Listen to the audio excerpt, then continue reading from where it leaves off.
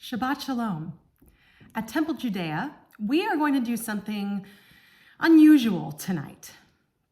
Hanukkah has ended, or rather, it concludes at sundown tonight, just as Shabbat descends, so that this Shabbat is effectively after Hanukkah has been completed. Last night, we lit every candle on the Chanukiah, and it was magnificent.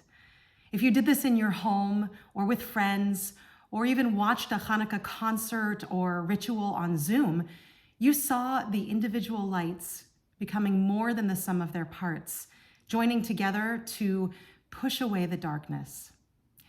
Typically tonight, we would return to simply lighting the candles, the Shabbat candles. But I think that you would agree that this world needs more light. Do you remember why we light one candle on the first night and two on the second night and so forth? Perhaps you recall that there was a machloket, a dispute, l'shem shamayim, for the sake of heaven, as they say.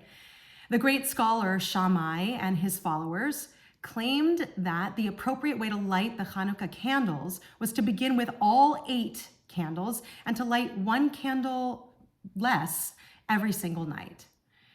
That might make some sense if we're trying to authentically recreate the miracle, the experience that happened.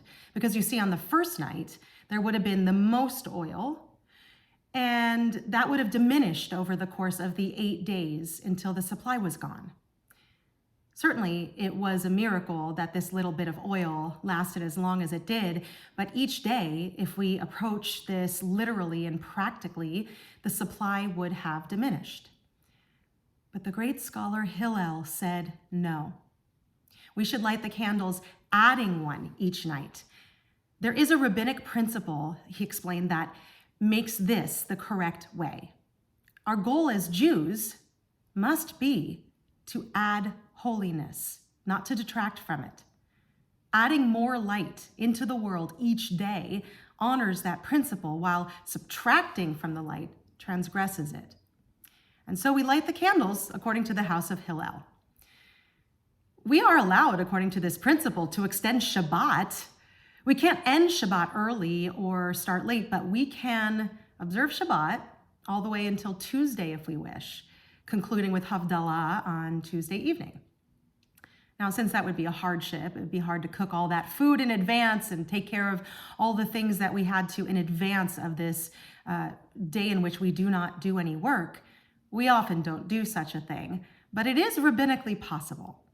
So tonight at Temple Judea, we're going to use that principle to light the Chanukiah.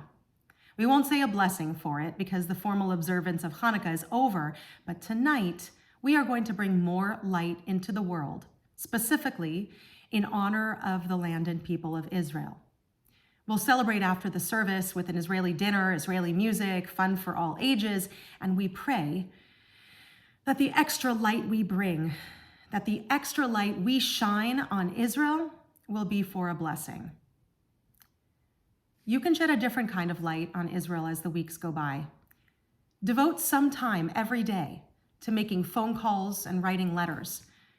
Give yourself 10 minutes a day to make your voice heard, to make the Jewish people seen, to protect our students at universities, to help combat misinformation and lies. If we aren't going to do this, who will? And give yourself 5 minutes each day to pray. Doesn't have to be in Hebrew, because prayers of the heart are supposed to be in a language that we speak and understand. Whether you believe in the power of prayer, whatever you believe in the power of prayer, there is no doubt that Israel needs our hearts directed toward her. Pray for the captives and their families. Pray for the soldiers who could be our own children, grandchildren, friends, family. Pray for our people and for innocent lives. Do not think that you have no recourse or power. You do.